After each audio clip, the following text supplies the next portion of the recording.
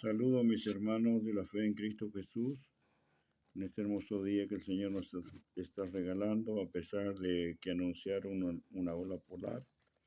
Pero Dios es tan misericordioso que nos va a ayudar a pasar este invierno, seguramente como algunos otros ya hemos pasado. Pero en esta mañana quiero ir a la palabra del Señor aquí en el Evangelio de San Juan, capítulo 20, versículo 19. Voy a dar lectura en el nombre de Jesús. Dice así la Biblia: Cuando llegó la noche de aquel mismo día, el primero de la semana, estando las puertas cerradas en el lugar donde los discípulos estaban reunidos por miedo de los judíos, vino Jesús y puesto en medio les dijo: paz a vosotros. Y cuando les hubo dicho esto, les mostró las manos y el costado, y los discípulos se regocijaron viendo al Señor. Entonces Jesús les dijo otra vez: paz a vosotros, como me envió el Padre, así también yo os envío. Y habiendo dicho esto, sopló y les dijo: recibid el Espíritu Santo. A quienes remitieren los pecados les son remitidos, y a quienes se los retuviereis les son retenidos. El versículo 24 nos habla del título acá: la incredulidad de Tomás. No vamos a centrar en esto, pero lo voy a leer. Dice así: pero Tomás, uno de los 12, llamado Dídimo, no estaba con ellos cuando Jesús vino. Le dijeron pues los otros discípulos: al Señor hemos visto. Él les dijo: si no viera en sus manos la señal de los clavos, y metiere mi dedo en el lugar de los clavos, y metiere mi mano en su costado, no creeré. 8 días después estaban otra vez sus discípulos dentro, y con ellos Tomás. Llegó Jesús, estando las puertas cerradas, y se puso en medio de ellos y les dijo: paz a vosotros.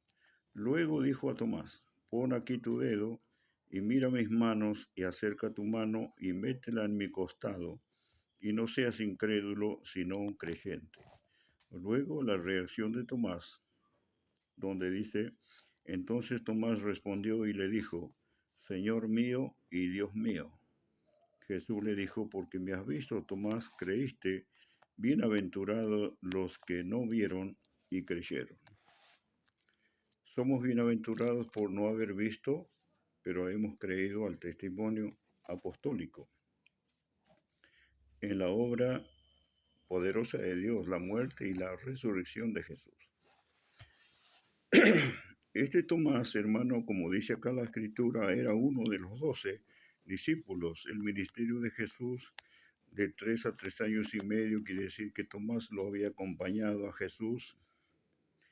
Y no fue fácil, hermano, preparar a 12 discípulos, dejando a un lado a Judas, ¿no?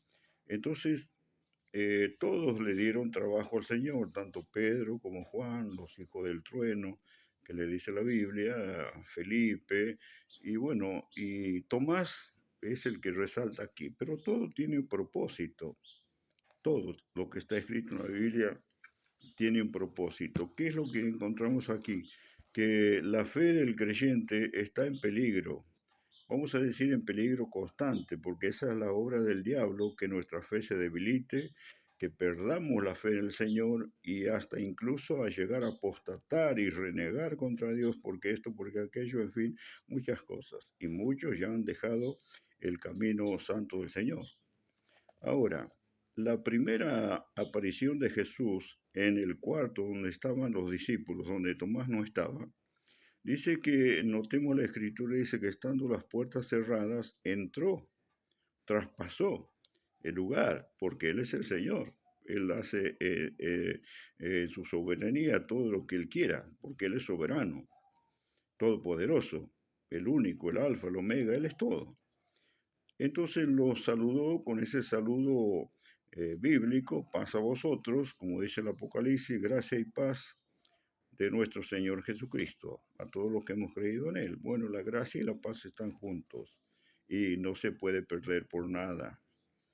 Entonces les mostró ahí, les habló de la resurrección, ya anticipadamente les había hablado. Acá confirma al Señor con su presencia.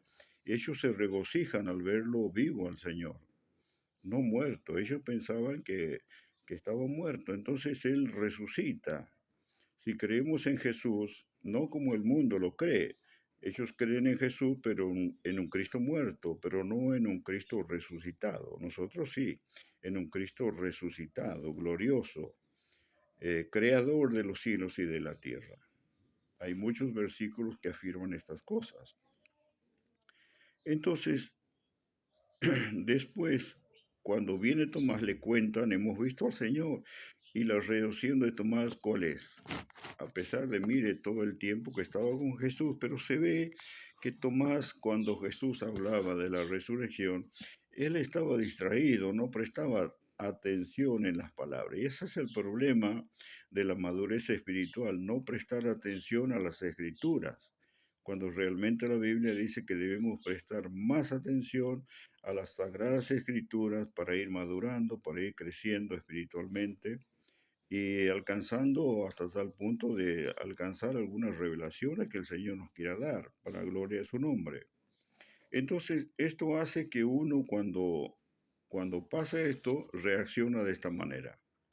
Por eso digo que está en peligro nuestra fe constantemente. Entonces, Tomás no cree, dice, no, yo no creo, si yo tengo que verlo al Señor, tengo que mirar su llaga en sus manos, poner el dedo ahí en el lugar de los clavos y si es posible meter mi mano en su costado, si no, yo no voy a creer. Y lo hemos leído. Y pasaron, hermanos, 2, 3, 4, 5 días y ellos seguían, pero Tomás, hemos visto al Señor, estuvo con nosotros, nos mostró todo, nos habló, estuvimos aquí con Él, pero Tomás insiste y dice, no, yo hasta que no lo vea no creo. Al octavo día, como dice acá la Biblia, Jesús entró de nuevo ahí en el lugar. Y dice, pasa a vosotros, y se va directamente a Tomás y le dice, Tomás, trae tu mano, mete acá tu dedo en la llaga y trae tu mano, mete acá en mi costado. Esto está acá en el versículo 26. 8 días después estaban otra vez sus discípulos dentro y con ellos estaba Tomás en la segunda oportunidad. Llegó Jesús, estando las puertas cerradas, otra vez, y se puso en medio y le dijo, pasa vosotros. Luego dijo a Tomás, pon aquí tu dedo, mira mis manos, acerca tu mano y métela en mi costado, y no seas incrédulo, sino creyente. Eso es lo único que pide Dios, que creamos en Él. Y Jesús dijo, si crees en Dios, creed en mí. ¿Por qué? Porque al creer en Jesucristo, uno está creyendo en Dios. Y la palabra Dios no es una palabra, vamos a decir así, común. No. Esto significa la grandeza del Todopoderoso, el Dios sublime, el Dios eterno, el Dios creador, el Dios omnipotente. No es solamente una simple exclamación cuando uno está con miedo, por ejemplo, oh Dios, o cuando uno exclama, qué sé yo, algo, dice, bendito sea Dios. No. Acá hay otra cosa más profunda con la exclamación de Tomás. La reacción de Tomás cuando lo ve a Jesucristo resucitado, él dice de esta forma, Señor mío y Dios mío. ¿Qué está queriendo decir esto? Que lo que entendía, por ejemplo, Juan, porque Juan hace la diferencia en su entendimiento de otros discípulos y de Tomás mismo, porque Juan lo tenía, pero hermano, reclara, él vio la divinidad de Dios en Jesús. Él dice, este es el verbo de Dios, esa es la vida eterna, lo confirma la Biblia, pero Tomás parece que estaba en otra. Tanto es el amor de Dios que vuelve el Señor a él por un solo hombre, por un solo discípulo, y se le manifiesta a Tomás. Y Tomás ahí exclama lo que tendría que haber exclamado por no estar juntamente con los discípulos. No sé lo que estaba haciendo ese día, no lo sabemos, pero él no estaba. En esta oportunidad estaba Tomás ahí y la reacción de Tomás, lo reitero nuevamente, dice, Señor mío y Dios mío. Y Jesús le dice, porque me has visto, Tomás, creíste, bienaventurados los que no vieron y creyeron. O sea que hasta ese día, Tomás estaba en la incertidumbre. ¿será cierto? ¿No será cierto? ¿Habrá resucitado? ¿No habrá resucitado? No, no, yo hasta que no lo vea no creo. Bueno, y vaya a saber su corazón cómo estaba, porque también de ese estaban las puertas cerradas. Puede ser que se refería también al corazón, pero no creo que sea así porque dice que acá ellos estaban en lugar cerrado por miedo a los judíos. Entonces se refería a algo literal, las puertas literales ser totalmente cerradas, que Jesucristo traspasó las paredes o la puerta, lo que fuere, y se presentó vivo ahí en ese lugar. La exclamación de Tomás nos lleva a entender que Jesús es el único Señor, no hay otro Señor, aunque haya muchos señores, dice el apóstol Pablo con minúscula, pero tenemos un solo Señor, y aunque haya muchos dioses con minúscula, pero tenemos un solo Dios. Ahora, para conocer a Dios hay que conocer a Jesucristo, porque dice el apóstol Pablo que en Jesucristo se lo puede conocer a Dios, porque Él vino, Dios se hizo hombre, se ha manifestado al hombre, al mundo, para darle al hombre salvación, para hablar con el hombre, para compartir con el hombre sus sufrimientos, sus penas, sus momentos, hermano, de conocer todo, para estar con Él. El Señor nunca conoció el hambre, pero el sufrimiento, pero al estar como hombre por primera vez, vamos a decir así, tuvo contacto con lo que es el hambre, el sufrimiento. No nos olvidemos que Jesús sufrió muchísimo, no solamente la oposición. En los últimos días, hermano, por el mismo pueblo de Israel fue condenado a muerte. Pero sabemos que esto ya era un propósito de Dios porque tenía que ser así. Ahora, eh, ¿qué nos lleva a Tomás a decir, no, no, yo no creo? Si no hubiera, no tengo que verlo para creer. Por eso le digo, hermano, que hay que creer sin ver nada. Esa es la fe. ¿Por qué vamos a creer algo que vemos? Eso ya no es fe. Por eso la Biblia enseña que la fe es lo que nosotros decimos que va a suceder y sucede sin haber visto nada. Esto es igual. Entonces es bienaventurado aquel que cree sin haber visto nada. Y tenemos promesa del Señor, hermano. Y aquí ha sucedido algo en un momento, y aquí viene lo glorioso, lo tremendo. En un momento Jesús transformó la vida de un apóstol, Tomás, llamado el Dídimo. La palabra Dídimo dice que significa mellizo. Puede ser que él haya tenido un hermano mellizo, pero no es que los dos estaban aquí como apóstoles, sino Tomás solo estaba. Pero dejemos eso a un costado. Eh, el, el Tomás está refiriéndose a algo más profundo, está diciendo que Cristo es Dios, así, de una. ¿Por qué? Porque por la confesión que hace, Señor mío y Dios mío, está todo junto, unido, Señor mío, Dios mío y Dios mío. Él es el Señor y Él es Dios, no cabe ninguna duda. Este es el verbo hecho carne, y vino Dios para darle un abrazo al hombre, para morir por él como hombre, porque todo aquel que crea en él será salvo. Ahora, nos preguntamos, la incredulidad de Tomás, ¿era un pecado? La incredulidad de los que no creen en Jesús. ¿Es un pecado? Bueno, no sé, pero es una decisión personal de cada uno, de creer o no creer. Si no, Jesús hubiera reprendido ese espíritu de incredulidad y todo el mundo hubiera creído en él. No es así. La fe en Cristo es una decisión personal de cada uno. Usted puede decidir, yo creo en Jesucristo, que Él es mi Señor, mi Dios, o no cree. Si cree, tiene que confesarlo, porque la Biblia dice que con el corazón se cree para justicia y con la boca se confiesa para salvación. Y no solo eso, sino que tiene que bautizarse en el nombre de Jesucristo, como dice la palabra Hechos 2:38. Ahora bien, sigamos con esto que dice la palabra del Señor. Jesús en un momento, mire, el amor de Dios es infinito, en un momento transforma a este hombre incrédulo en un varón lleno de fe, de confianza, hermano. Su corazón fue renovado, transformado. Jesús tiene el poder para hacer las cosas así instantáneamente. ¿Acaso no dice la Biblia en San Juan 2, versículo 7, que transformó el agua en vino? Como 6 tinajas llenas de agua, que ya no había vino ahí en el casamiento, Jesús dijo, llenen estas tinajas de agua, las llenaron de agua y después dijo que la saquen. Y cuando sacaron el agua estaba convertida en vino, era un vino muy especial. Tal es así que el que probó el vino, el invitado que estaba ahí, dijo, has guardado el mejor vino para el último, y lo elogió al que lo había invitado. Bueno, así es Jesús, tiene el poder en un momento para transformar cualquier cosa. ¿Acaso cuando estaba Saulo de Tarso había quedado ciego después del encuentro con Jesús en el camino a Damasco? Él estaba ciego, hacía ya 3 días que no veía. Y viene Ananías, enviado por Dios, y le dice, hermano Saulo, el que te apareció en el camino a Damasco, dice, me envió para que recuperes la vista.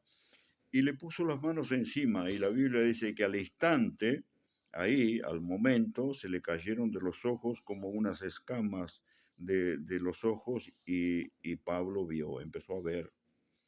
Eso fue suficiente para que Pablo entienda que el Señor es sanador, puede hacer milagros, que puede hacer cosas increíbles. Hermano, el Señor hizo tantas cosas y las sigue haciendo. O sea que es vamos a decir, un reformador, vamos a decir, sanador. Es un Dios, hermano, que modifica todas las cosas como Él quiere. ¿Acaso no dice la Escritura, hermano, aquí en el libro de Hebreos? Voy a leer así. Dice acá en el capítulo 8 de Hebreos, el último versículo voy a leer, versículo 13. Al decir nuevo pacto, ha dado por viejo al primero, y lo que se da por viejo y se envejece está próximo a desaparecer. Ahora tenemos un nuevo pacto en la sangre de Jesús. No precisamos la ley antigua, la ley de Dios. No vivimos ya en eso, porque esos ceremonias, ritos, todo eso quedó abolido en la cruz del Calvario, lo que nos era, hermano, contrario, dice la Biblia. Eh, el otro día yo estaba escuchando a una persona y decía, no voy a hacer nombre porque, bueno, no me gusta, pero es necesario que lo diga. Dice cuando yo llevo en mi bolsillo esto, un crucifijo, y también llevo esto, como si fuera una Biblia chiquitita. Dice, acá está escrita la historia del fracaso de Dios. Al sacrificio de la cruz, en la cruz del Calvario, le llaman el fracaso de Dios. ¿Cómo puede ser eso? Cuando realmente, hermano, la cruz nos indica la victoria de Cristo sobre la muerte y la modificación de cosas que es para salvación de toda la humanidad. Alabado sea el nombre de Jesús y muchas otras cosas, pero es un tema muy profundo hablar de la cruz de Cristo. Entonces, si el 80% en todo el mundo sigue a este hombre, cuando la Biblia dice en el Salmo 14, dice, dijo el necio en su corazón, no hay Dios. ¿Cómo puede seguir a un personaje, a una persona, por más título que se ponga encima, cuando dice no hay Dios? Si la Biblia está diciendo que es un hombre ignorante, es un hombre necio. ¿Sabe lo que es un hombre necio? No es un hombre inteligente, conocedor de las Escrituras o que realmente cree en la resurrección de Jesucristo. Jesucristo no está muerto, está vivo en mi corazón, en su corazón, de todos aquellos que creen verdaderamente en Jesucristo. El apóstol Pablo cuando saluda dice, a todos aquellos que aman a Dios con un amor inalterable. Es el último versículo de Efesios, la carta a los Efesios. Ahora, hay otra cosa que debemos tener en cuenta también, que Jesús como transformador, dice la palabra de Dios que en este cuerpo corruptible en el cual nosotros estamos, es imposible ver a Dios, porque a Dios nadie lo vio jamás. Dios es espíritu, nada más que vino y se hizo hombre para manifestarse al mundo como hombre y predicar el evangelio que todos siguen predicando, que Cristo sana y salva y que pronto volverá. Pero como Él es un transformador, modificador, reformista de todas las cosas, que eran necesarias a su tiempo, llamémosle así. Dice acá la Biblia en Corintios capítulo 15, versículo 51. He aquí os digo un misterio, no todos dormiremos, pero todos seremos transformados. Y el único que tiene autoridad para hacer eso es Dios, es Jesucristo. Cuando Él venga en su venida, sufriremos la transformación. Lo que nadie es imposible hacer, ninguno es imposible que lo haga esto, solamente Él lo puede hacer. Sacarte de aquí en vida, y si estás muerto, bueno, resucitarás con un cuerpo incorruptible. Pero los vivos, dice el apóstol Pablo acá, en un momento, en un abrir y cerrar de ojos a la final trompeta, porque se tocará la trompeta y los muertos serán resucitados incorruptibles y nosotros seremos transformados, porque es necesario que esto suceda. Y tocante a Tomás, hermano, se dice que él ya, vamos a decir, bien convertido, firme en la fe, en su convicción de que Cristo es vida y vida abundante y que tiene el poder, hermano, sobre la muerte, y lo vio, lo contempló y reconoció que Jesucristo era Señor y Dios y empezó a predicar. Algunos por un lado, según se dice que Tomás fue a predicar a los persas, luego fue en la India donde murió martirizado. Bueno, así el final de todos los discípulos ha sido el martirio, vamos a decir así. ¿Por qué? ¿Por qué digo esto? Porque Jesús dijo claramente, y seréis aborrecidos por causa de mi nombre. No dijo van a ser aplaudidos, van a ser alabados, van a ser elogiados. No dice eso, no debemos esperar eso bajo ningún punto de vista. Hay muchos que lo quieren, pero ¿para qué? ¿Para qué digo yo? Si toda la gloria es de Jesús. Él es digno de toda gloria, de toda alabanza. ¿No dice acaso la Biblia que debemos de decir después, siervo inútil soy, siervo inútiles somos? Eso es lo que somos, siervos inútiles. No debemos amar títulos, hermano, que no nos lleva a nada. Tanto, hermano, uno que sepa más o que sepa menos, no tiene nada que ver. Todos los que hemos creído en Jesucristo seremos salvos un día y Él nos llevará a su gloria eterna, porque Él lo prometió. Él dijo, voy y vengo a vosotros. La venida de Cristo no solamente está anunciado por Enoc, según el libro de Judas, está anunciado por los profetas, está anunciado por Jesús mismo. El retorno de Él está anunciado en el capítulo 22 por Juan en el libro de Apocalipsis, que Él dice, aquí vengo en breve. O sea, la venida de Cristo, hermano, será inminente. Esa es la esperanza que tenemos nosotros como creyentes. Creemos en todo lo que dice la Escritura.